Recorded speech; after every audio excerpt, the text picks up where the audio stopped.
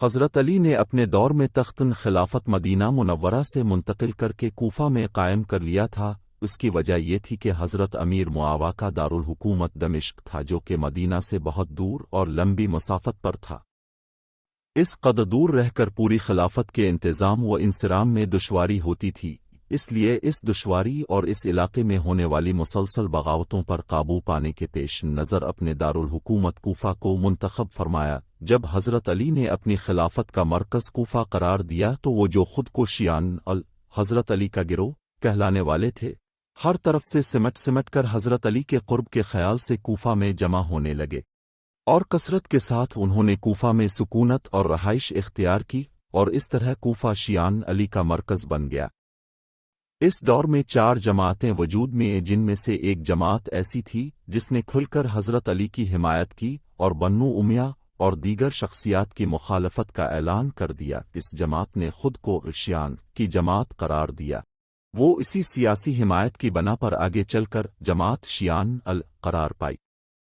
یاد رہے کہ جو شیعان کا نام اس وقت معروف ہوا، اس سے فقہی اور مذہبی نقطہ نظر سے وہ شیعہ مکتب فکر مراد نہیں تھا جو بعد میں باقاعدہ فقہ جعفریہ کی تدوین و تالیف کے بعد وجود میں آیا، بلکہ اس سے مراد حضرت علی اور حضرت امیر معاویہ کے درمیان اختلاف کے وقت حضرت علی کی سیاسی حمایت کے طور پر پیدا ہونے والا گروہ ہے۔ دوسرا طبقہ بنو امیہ کی حمایت پر وجود میں آیا۔ پہل یہی 2 گروہ آپس میں متصادم رہے۔ بنو امیہ قبیلہ قریش کی ایک شاخ ہے، جس میں سے خاندان حضرت امیر معاویہ بھی ہے، ایسے ہی جیسے کہ قبیلہ قریش کی ایک شاخ بنو ہاشم ہے، جس میں سے پیارے آقا صلی اللہ علیہ وسلم کا خاندان ہے۔ تیسرا، اسی دور میں ایک اور طبقہ وجود میں آیا جس نے حضرت علی اور حضرت امیر معاویہ دونوں کی مخالفت کی۔ اس طبقے نے ان دونوں ہستیوں کے خلاف ایک مسلح کشمکش کا آغاز کیا۔ یہ طبقہ خوارج کہلاتا ہے۔ یہ خارجی نماز روزے کے پابند تھے، نوافل، تہجد، کثرت ذکر اور کثرت تلاوت جیسے اعمال بھی بجا لاتے تھے۔ ان الحکم اللہ للہ یعنی حکم صرف اللہ کا نعرہ بلند کرتے تھے، لیکن معاذ اللہ حضرت علی اور حضرت امیر معاویہ کو واجب القتل اور کافر گردانتے تھے۔ چوتھا طبقہ کثیر صحابہ کرام اور ان کی پیروی کرنے والوں کا تھا، جو حضرت علی کی خلافت کو برحق جانتے تھے، لیکن حضرت معاویہ کے بارے میں خاموش تھے۔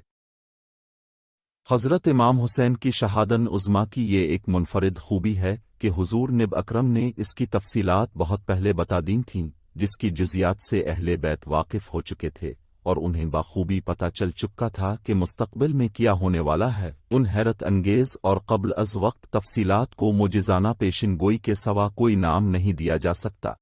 یہی وجہ ہے کہ میدان صفین کی طرف جاتے ہوئے راستے میں حضرت علی شن خدا نے کربلا کے ان مقامات کی نشاندہی کر دی تھی جہاں ان حضرات کو شہید ہونا تھا۔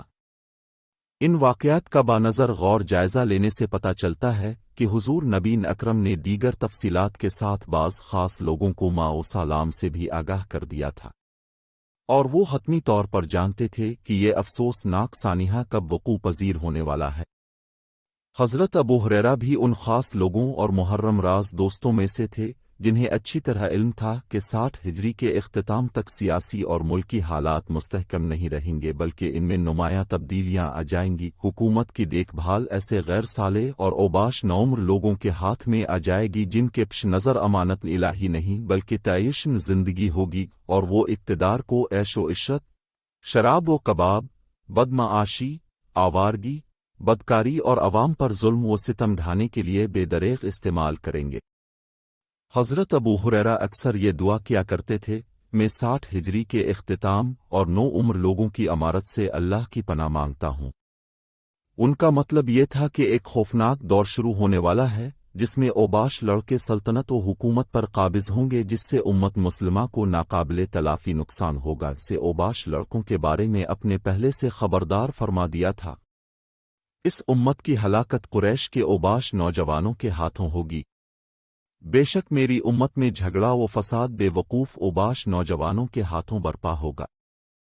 حضرت ابو ہریرہ نے ایک اور روایت میں فرمایا کہ حضور نے فرمایا کہ اہل عرب کے لیے اس شر کی وجہ سے تباہی و بربادی ہے جو 60 ہجری کے اختتام پر قریب آ چکی ہے۔ امانت کو مال غنیمت اور صدقہ و ذکو کو تاوان خیال کیا جائے گا، اور گواہی شخصی جان پہچان کی بنا پر ہو گی اور فیصلہ ذاتی خواہش کی بنا پر ہوگا۔ حضرت سلمہ روایت کرتی ہیں کہ رسول اللہ نے فرمایا، میرے جگر گوشہ حسین ابن علی کو 60 ہجری کے اختتام پر شہید کر دیا جائے گا، جب ایک اوباش نوجوان ان پر چڑھائی کرے گا۔